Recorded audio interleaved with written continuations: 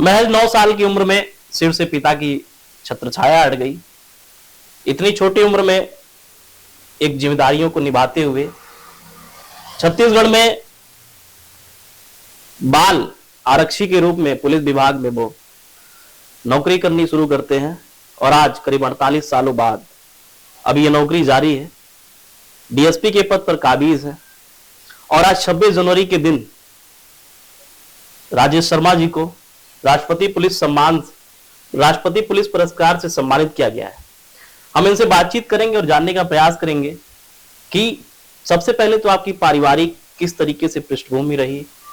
महज 9 साल की उम्र में पिता का छाया सिर से उड़ जाना एक चुनौतीपूर्ण रहा आपके जीवन में, क्योंकि वो समझ भी नहीं रहती है 9 साल की उम्र होती ही क्या है। किन परिस्थितियों से आप गुजरे, किस तरीके से आप मजबूती से लड़े और आज यहाँ आप काबिज हैं। सबसे पहले तो सर आपका स्वागत है वोकल टीवी में। जी बहुत बहुत जो मेरा पहला क्वेश्चन है कि महज 9 साल की उम्र में पिताजी का देहांत हो गया, जिसके बाद आपने बाल आरक्षी के रूप में पुलिस में अपनी ज्वाइनिंग की, ड्यूटी शुरू की। क्या चुनौतीपूर्ण कैसी रही, पारिवारिक स्थिति कैसी रही, किस तरीके से आप अपने आप को मानसिक तौर पे मजबूत कर पाए कि हमको नहीं पुलिस में ही जाना है, क्योंकि वो उम्र ऐसी होती है, कच्चा पड़ाव होता है और बच्चे जो है बिखर भी जाते हैं। देखिए, पिता के देहांत के बाद बाल आरक्षक के रूप में पुलिस विभाग में आने से एक सबसे बड़ा फायदा हमको ये हुआ कि हमारे परिवार को पुलिस का संरक्षण प्राप्त हो गया जी। शासकीय पुलिस लाइन में ही क्वार्टर मिल जाने के कारण हम संरक्षित रहे डिपार्टमेंट के लोगों द्वारा। वरिष्ठ अधिकारियों का भी सहयोग और आशीर्वाद बना रहा, क्योंकि उस समय जब हमने ज्वाइन किया था तो उस समय बड़ा कड़ा अनुशासन था। मंगलवार और शुक्रवार की जो जनरल परेड होती थी उसमें भी हम लोगों को जाना पड़ता था ड्रेस लगाकर, तो उससे एक अनुशासन की भावना का विकास हुआ। पुलिस की समझ उसी समय से आने लग गई थी और एक दिन स्कूल और एक दिन ऑफिस आने की उस समय नियम थे। हालांकि आज के समय में ये वो शिथिल हो गया है। तो एक दिन स्कूल और एक दिन ऑफिस आने से ना तो हमारी पढ़ाई ठीक से पूरी नहीं हो पा रही थी। स्कूल में भी नाम काट दिया जाता था, क्योंकि मैंने हायर सेकेंडरी की परीक्षा अभी प्राइवेट विद्यार्थी के रूप में दी और चूंकि अधिकारियों को देखते थे तो ऐसा लगता था कि मुझे भी ऐसा अधिकारी बनना है। और मैंने हायर सेकेंडरी की परीक्षा आर्ट्स कला संकाय से प्रथम श्रेणी में उत्तीर्ण की थी, जो कि रायगढ़ में मुझे बहुत उत्साहवर्धन मिला। लोगों ने बहुत आशीर्वाद दिया, बहुत शुभकामनाएं दी, उससे मेरा मनोबल बढ़ा। आना उस समय एक बड़ी बात होती थी। हाँ, उस हमारे दौर में बहुत कम लोग प्रथम श्रेणी में पास हुआ करते थे। आजकल तो खैर 90-95 एक सामान्य सी बात हो गई है। तो इस तरह से वो कारवां चला और आज इस मुकाम तक हैं। 2016 में डीएसपी के पद पर पदस्थ होने पर विशेष शाखा पुलिस मुख्यालय रायपुर में मेरी पदस्थापना हुई और वर्तमान में मैं दंतेवाड़ा में 9वीं बटालियन में पदस्थ हूँ और सराहनीय सेवाओं के लिए पुलिस पदक मुझे आज मिला। इसके लिए विभाग का शुक्रिया। विभाग का संरक्षण, मार्गदर्शन और वरिष्ठ लोगों की कृपा दृष्टि हमेशा बनी हुई है, बनी रहे, ऐसी कामना करता हूँ। जैसे पुलिस विभाग में 48 सालों का आपका अनुभव रह चुका है और एक छोटे पद, आरक्षी सबसे छोटा पद होता है, और आज जब आप डीएसपी के पद पे पदस्थ है, आसीन है, क्या मतलब पहले के समय में आज के समय में क्या महत्वपूर्ण अंतर आ चुका है और किस तरीके से विभाग के लोग छोटे कर्मचारियों के ऊपर कैसा उनका बर्ताव रहता है? पुलिस में पहले और अब की तुलना में तो परिवर्तन बहुत ज्यादा है जी। जीवन स्तर में भी सुधार हुआ है। आरक्षक, उस दौर का जो आरक्षक होता था वो और आज के आरक्षक में जमीन और आसमान का अंतर है।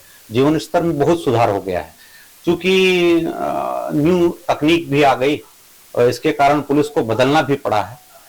तो इससे अनुशासन थोड़ा सा शिथिल हुआ है, क्योंकि बहुत कुछ किए जाने की जरूरत है विभाग में। बिना आर्थिक बोझ के शासन पुलिस विभाग के अंदर बहुत सारे सुधार कर सकता है, जिससे जवानों का मनोबल ऊंचा होकर वो और बेहतर तरीके से अपना कार्य निष्पादित कर सकते हैं। तो सुधार की गुंजाइश तो है, हमेशा रहती है, आगे भी है। और मैं तो आपके माध्यम से ये भी निवेदन करूंगा कि हमारे वरिष्ठ अधिकारी और शासन में बैठे जो बड़े ओहदेदार मंत्री लोग भी हैं, वो नीचे स्तर पर छोटी छोटी चीजें हैं जो बिना खर्च के उसको सुधारा जा सकता है। तो उम्मीद करेंगे कि नई सरकार में और अच्छी पहल होगी और एक उत्साह के साथ पुलिस विभाग अपने कर्तव्यों का निर्वहन कर सकेगा, उम्मीदों के मुताबिक जैसा शासन चाहता है। जैसे आप बताया कि 2016 से आप बतौर डीएसपी बस्तर के दंतेवाड़ा में आप पदस्थ हैं। नक्सल की घटनाएं लगातार होती रहती हैं, दूर दराज स्क्रीनों पर बैठ के, जैसे छत्तीसगढ़ के बाहर या फिर रायपुर और तमाम जगहों पर बैठ के हम जब स्क्रीनों पर नक्सल की घटनाओं को देखते हैं तो एक मन द्रवित होता है जब हमारे जवान शहीद होते हैं, और नक्सल को लेके एक अलग धारणा आती है। जमीनी हकीकत क्या है, कितनी सुधार की गुंजाइश है, और सरकार को क्या ऐसी पहल करनी चाहिए कि नक्सल उन्मूलन का जो मंतव्य उनका है उसमें उनको सफलता मिले। देखिए, मैं 8 साल सरगुजा में पदस्थ रहा जब अति नक्सल प्रभावित था सरगुजा। हमारे वरिष्ठ पुलिस अधिकारी एसआरपी कल्लूरी साहब उस समय थे, उनके अथक प्रयासों से और समूचा पुलिस बल के बहुत अच्छे प्रयासों से सरगुजा नक्सल मुक्त हो गया। क्योंकि मैं पिछले 2 सालों से दंतेवाड़ा में पदस्थ हूँ। 2016 के बाद पदोन्नति के बाद विशेष शाखा पुलिस मुख्यालय रायपुर में पदस्थ था। 2021 से मैं वहाँ दंतेवाड़ा में बस्तर में। नक्सलिज्म बस्तर से भी खत्म होगा। शासन के बहुत सारे प्रयास और जो विकास है वो अंदर गाँव तक पहुंचा है और बहुत बड़ा परिवर्तन आ चुका है। हम जो टीवी में बैठकर देखते हैं तो ऐसा लगता है कि बस्तर नक्सलियों से घिरा हुआ है, वैसी स्थितियां अब नहीं है। जो छुटपुट चीजें हैं वो जल्द ही शासन के प्रयास, जैसे लोगों के मन में जो बाहर के लोग हैं, छत्तीसगढ़ से जो अलग है, अन्य प्रदेशों के लोग हैं, छत्तीसगढ़ खास करके बस्तर का नाम सुनते हैं उनके मन में एक भयावह की भावना आ जाती है कि कैसे वहां जाएंगे, खास करके रात के समय। ऐसी स्थिति है क्या कि मुख्य रोड पे भी चलते समय नक्सली परेशान करते हैं, ऐसी कुछ गतिविधि उनकी होती है? नहीं, जो मेरी समझ है, मैं जहां तक समझता हूं कि छत्तीसगढ़ पुलिस बहुत बेहतर कार्य निष्पादन कर रही है। विशेषकर बस्तर पुलिस का कार्य जो है वो बहुत ही सराहनीय कार्य है। पूरे बस्तर में आप कहीं भी, आप सुकमा, दंतेवाड़ा, बीजापुर, नारायणपुर 24 घंटे कभी भी जा सकते हैं। आपको कहीं कहीं कोई दिक्कत नहीं है। नक्सल की घटनाएं छुटपुट रह गई हैं जो कहीं कहीं पे आप सुनाई देती है। अब ये कहा जा सकता है कि मीडिया का कवरेज ज्यादा है, इस कारण ऐसा लगता है कि अमूमन वहां ये घटनाएं हो ही रही हैं। पुलिस प्रशासन, सरकार, केंद्र सरकार, राज्य सरकार पुरजोर प्रयास कर रही है नक्सल उन्मूलन का, और विकास की नई किरण वहां पहुंच रही है। पूरी उम्मीद और विश्वास के साथ मैं कह सकता हूं कि एक दिन सरगुजा की तरह बस्तर भी नक्सल मुक्त होगा, और इसी कामना के साथ हम सब प्रयास कर रहे हैं और ये होगा जरूर। जैसे अभी हाल फिलहाल में जब छत्तीसगढ़ में चुनाव था, दर्शकों को मैं बता दूं, बस्तर के दौरे पे थे तो हम हम लोगों की मुलाकात भी हुई थी। उस दरमियान जो सर का चुनावी विश्लेषण था तो बिल्कुल सटीक हुआ। चुनाव के बाद बातचीत भी हुई जब परिणाम आया। सर, विभाग में रहते हुए आपकी एक छवि है कि आप बहुत बेहतरीन चुनाव विश्लेषक भी हैं। 2018 में भी आपने जो विश्लेषण किया था बिल्कुल सटीक था। अभी 2023 वाला जो चुनाव था इसमें भी जो आपका विश्लेषण था बिल्कुल सटीक था। तो ये विश्लेषण किस तरीके से आप करते हैं और जो आप विश्लेषण करते हैं उसका आधार क्या होता है? ये शायद हिडन चीज है, अभी तक लोगों को पता नहीं थी। दर्शकों को मैं बता दूं कि सर एक अच्छे चुनाव विश्लेषक भी हैं। जैसा कि मैं आपको बताऊं, जो पुराने राजनीतिज्ञ हैं और पुराने इतिहास को जानने वाले लोग हैं कि रायगढ़ जिले में एक विधानसभा खरसिया है जहां 1988 में एक उपचुनाव हुआ था जी, जिसमें तत्कालीन मुख्यमंत्री अर्जुन सिंह और दिलीप सिंह जुदेव जी चुनाव लड़े थे। बहुत कम मतों से वहां कांग्रेस विजयी हो पाई थी।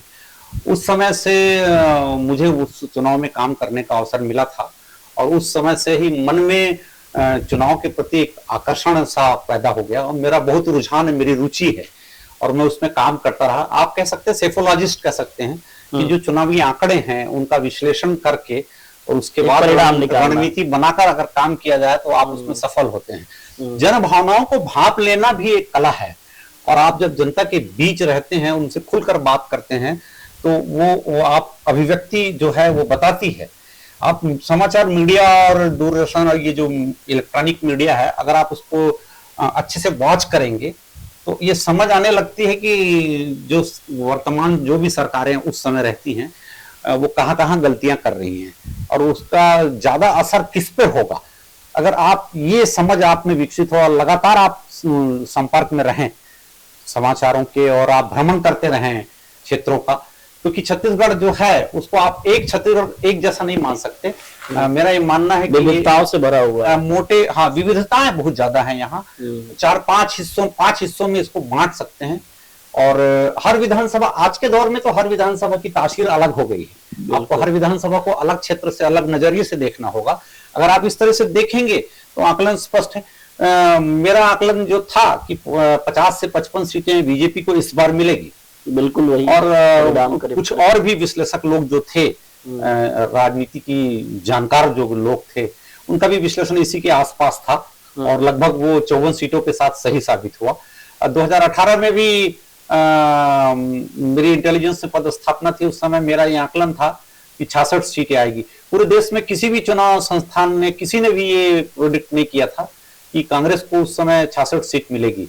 मैंने ये बात कही थी और 68 सीटों के साथ वो भी सही साबित हुआ था। तो लगभग आकलन जो है वो सही होता है। जैसे 6 साल और अभी आपके बचे हुए हैं, इसके बाद मतलब माना जाए कि जो आपकी नई पारी की शुरुआत होगी वो चुनाव विश्लेषक के तौर पे हो सकती है। अब कल तो कहा नहीं जा सकता कल क्या होगा।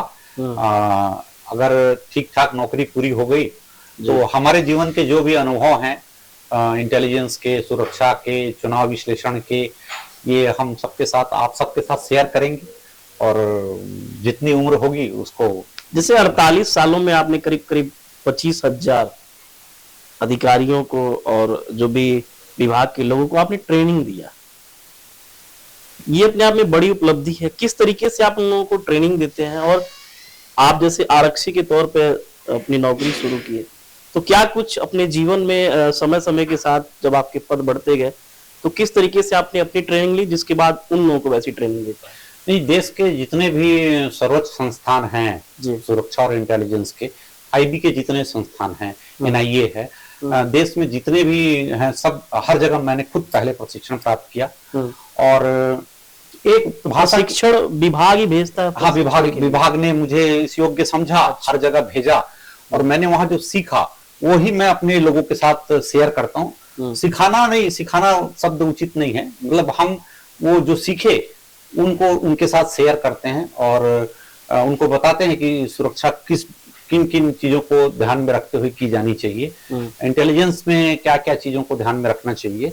और ये सादगी, ईमानदारी और निष्ठा वाला काम है और इसका एक फायदा हमको ये भी हुआ, जो कि आपने कहा चुनाव विश्लेषक वाली जो बात है, हम जब एक काम करते हैं तो उसके कई फायदे और नुकसान भी सामने आते हैं। क्योंकि मैं जिले के कहीं भी जाता हूं तो मेरे 2-4 पढ़ाए हुए वहां मिल ही जाते हैं मुझसे, तो उनसे बहुत आत्मीयता है और वो उनसे हम व्यक्तिगत बहुत सारी चीजों को हमसे शेयर करते हैं। तो पुलिस विभाग की अच्छाइयां, बुराइयां, राजनीतिक अच्छाइयां, बुराइयां और सामाजिक, आर्थिक, सांस्कृतिक उस क्षेत्र में क्या चल रहा है वो भी शेयर करते हैं। तो वो एक जो अनुभव होता है उसका जो समूचा निचोड़ जो निकलता है वो एक आकलन के रूप में सामने आता है। जैसे परिवार, एक आप बड़े पद पे हैं और सुरक्षा विभाग में करीब करीब देखा जाता है, परिवार को जैसे बस्तर में आप रहे, तमाम ऐसे सेंसिटिव इलाकों में रहे होंगे जहाँ पे नक्सल और तमाम ऐसी गतिविधियां रही होंगी जिससे परिवार हमेशा चिंतित रहता हो। उस परिस्थिति को आप एक पिता, एक पति की भूमिका वो भी निभाते होंगे, कैसे उन परिस्थितियों से निपटते हैं? ये थोड़ा मार्मिक प्रश्न नहीं, ये प्रश्न तो मतलब मेरे साथ के अलावा उन सारे पुलिस अधिकारी कर्मचारियों के साथ है जो नक्सल क्षेत्र में पदस्थ हैं। मेरा तो सरकार से, मीडिया के माध्यम से, आपके माध्यम से सरकार से ये भी कहना चाहता हूँ कि वो जो लोग नक्सल क्षेत्रों में अपनी सेवाएं दे रहे हैं उनके परिवार को संरक्षण सरकार को देना चाहिए। सरकारी क्वार्टर्स उनको मुहैया कराया जाना चाहिए ताकि वो एक तरह से सुरक्षित माहौल में रहकर अपनी पढ़ाई लिखाई और अपना काम कर सकें। क्योंकि अगर वो प्राइवेट किराए के मकान में भी रहता है तो सुरक्षागत दृष्टि से देखा जाए तो वो सुरक्षित नहीं है जी। तो हमारे तत्कालीन अभी वर्तमान गृह मंत्री महोदय जी ने भी अपने पहले वक्तव्य में ही कहा कि पुलिस के जो कर्मचारी हैं उनकी आवास की व्यवस्था मेरी पहली प्राथमिकता होगी। तो उम्मीद है आने वाले समय में ये सब होगा और पुलिस के लोग अपने परिवार से निश्चिंत होकर अपनी सेवाएं दे सकेंगे। अच्छा, युवाओं के लिए आप क्या कुछ कहना चाहेंगे जिससे एक प्रेरणा स्रोत मिले उनको? जैसे इस विभाग को लेके लोगों के मन में तमाम नकारात्मक चीजें भी रहती हैं कि पुलिस वाला ईमानदार नहीं हो सकता है। नहीं, ये तो देखिए, ये तो ऐसा है कि आपने सुना होगा कि एक मछली तालाब को गंदा कर देती है। पुलिस विभाग बहुत बड़ा संगठन है। पुलिस विभाग में स्पेशल ब्रांच है, पुलिस विभाग में छत्तीसगढ़ सशस्त्र बल है, पुलिस विभाग में सीआईडी है, पुलिस विभाग में ट्रैफिक है, पुलिस विभाग में थानों वाली जिला पुलिस है, पुलिस विभाग में सुरक्षा में लगे हुए हजारों लोग हैं। तो अधिकांश लोग तो ऐसे हैं कि वो चाह के भी भ्रष्टाचार नहीं कर सकते। तो वो तो बहुत बड़ा ईमानदारी का बहुत बड़ा एक वर्ग जो ईमानदार है। जो थोड़े मोड़े जो लोग हैं, छुटपुट लोग, जिनके भ्रष्टाचार करने के कारण पूरा डिपार्टमेंट बदनाम होता है। और अब तो इस पे बहुत अंकुश है, मीडिया इतना सतर्क हो गया है, आजकल सीसीटीवी कैमरे लग गए हैं, थानों में कैमरे लग गए हैं, वॉइस रिकॉर्डिंग मोबाइल में आने लग गए हैं। इन सब चीजों से बहुत अंकुश लगा है। जो छुटमुट है वो भी, हम तो उम्मीद करेंगे कि वो सब चीजें भी खत्म हो और ईमानदारी, निष्ठा और पुलिस विभाग के जैसा चुनौतीपूर्ण कार्य, मैं युवाओं से कहना चाहता हूँ कि पुलिस की जो सेवा है ये बहुत बड़ी देश की सेवा है, समाज की सेवा है। आप पुलिस की वर्दी पहनकर अगर एक दिन में एक आंख के आंसू पोंछ लेते हैं तो इससे बड़ा सार्थक जीवन और कुछ दूसरा नहीं हो सकता। तो मैं सभी युवाओं से ये कहना चाहूंगा कि आप वर्दी वाली नौकरी पसंद कीजिए और पुलिस विभाग में अपनी सेवाएं दीजिए, देश को योगदान दीजिए। आप जैसे ईमानदार और अच्छे लोगों की देश को जरूरत है, विभाग को भी जरूरत है। जैसे 2 साल बाद आप 50 साल आपको पुलिस विभाग में सेवा देते हुए हो जाएगा, जिसके बाद आपको Guinness book of world record में आपका नाम भी दर्ज हो जाएगा। ये अपने आप में एक बड़ी उपलब्धि है। हमको लगता है कि बहुत कम ऐसे लोग होंगे जो 50 सालों तक पुलिस विभाग में पदस्थ रहे होंगे, अपनी नौकरी दिए होंगे। इस पे आप क्या कहेंगे? ये आपका आकलन है कि Guinness book of world record में दर्ज हो जाएगा कि नहीं, वो तो उस समय की तत्कालीन परिस्थितियों में उसका आकलन किया जाएगा जी। और मतलब कैसा अनुभव होगा एक वर्ल्ड बुक में नाम जाना? ये तो ईश्वर की कृपा है कि आदमी इतनी लंबी सेवाएं बेदाग रहते हुए कर जाए, ये ईश्वर की कृपा और आप जैसे अच्छे लोगों के सबका स्नेह, सहयोग और वरिष्ठ लोगों का मार्गदर्शन से ही संभव हो पाता है। व्यक्ति जो निमित्त मात्र है उसको तो सब ईश्वर ही मार्ग प्रशस्त करता है और उसी से वो कुछ कर पाता है, सार्थक कर पाता है। तो ये तो भविष्य की बातें हैं, देखते हैं कहां तक क्या। जैसे आज आपको मेडल मिला 26 जनवरी साल 2024 को, राष्ट्रपति विशेष पुरस्कार पुलिस विभाग के लिए जो उपलब्ध होता है राष्ट्रपति के द्वारा, राज्यपाल ने आज आपको दिया। आज कैसा फील हो रहा है? घर का माहौल कैसा है? परिवार के सदस्यों के बीच खुशी कैसी है इस मेडल को लेके? नहीं, मेडल तो एक दूसरी चीज है। आदमी को जो दायित्व मिलता है, जो काम उसको सौंपा जाता है, अगर उसको निष्ठा और ईमानदारी से कर रहा है, उसकी सराहना हो रही है, तो आप समझिए उसको रोज मेडल मिल रहा है। और हम अगर जनता के बीच हैं और जनता का स्नेह, आशीर्वाद, सहयोग अगर हमको मिल रहा है तो रोज राष्ट्रपति मेडल आपको मिल रहा है। मैं इस भावना से काम करता हूँ और ये तो विभागीय प्रक्रिया है जिसके तहत ये मेडल प्राप्त हो रहा है। तो चूंकि स्वाभाविक है, खुशी का विषय है तो खुश तो होता है आदमी, लेकिन चुनौतियां आगे भी बहुत सी हैं और उन चुनौतियों पर खरा उतरना है। और इस भावना के साथ मैं काम करता हूं और जो जिम्मेदारियां भविष्य में मिलेगी उसको भी पूरी निष्ठा और ईमानदारी से करूंगा। इस भावना के साथ इस मेडल से जिम्मेदारियां और बढ़ जाती है कि आपके ऊपर एक वो लग जाता है कि देश के राष्ट्रपति ने आपको मेडल अगर दिया है तो आप उस कर्मा को, उस राह को आगे और ईमानदारी और निष्ठा से बढ़ाएंगे। तो उस पर मैं खरे उतरने की कोशिश करूंगा। हमारे साथ राजेश शर्मा जी रहे, जिन्होंने बड़े बेबाकी के साथ और बड़े ही नम्रता के साथ हमारे सभी प्रश्नों का जवाब दिया। अमूमन पुलिस वालों को देख के और ये वर्दी देख के मन में एक खौफ रहता है। खैर, हम लोगों का मुलाकात का दौर लगता है तो हम लोग को डर नहीं लगता, लेकिन आम पब्लिक को लेके हमेशा से इस वर्दी से आम पब्लिक खौफ खाती है, और खास करके जो ऊपर स्टार दिख रहा है। तो सर ने बताया कि डरने की कोई जरूरत नहीं है। बड़े सहजता के साथ हम लोग काम करते हैं और जनता के लिए ही काम करते हैं। बातचीत का ये सिलसिला वोकल टीवी पर आप लगातार देख सकते हैं, जारी रहेगा। लगातार हम ऐसे विशेष लोगों का इंटरव्यू लेते रहते हैं, जो जमीनी हकीकत है, जो जमीनी सच्चाई है, उसको दिखाने का हर संभव प्रयास करते हैं। किस तरीके से लोग देश की सेवा में अपना सब कुछ न्यौछावर कर रहे हैं, क्या कुछ विषम परिस्थितियों से लड़ते हुए आगे निकलते हैं और अपने आप में एक मिसाल कायम करते हैं। आपको वोकल टीवी का यह प्रयास कैसा लग रहा है, कमेंट सेक्शन के माध्यम से जरूर बताइएगा। फिलहाल के लिए बस इतना ही। जय हिंद, जय भारत। धन्यवाद।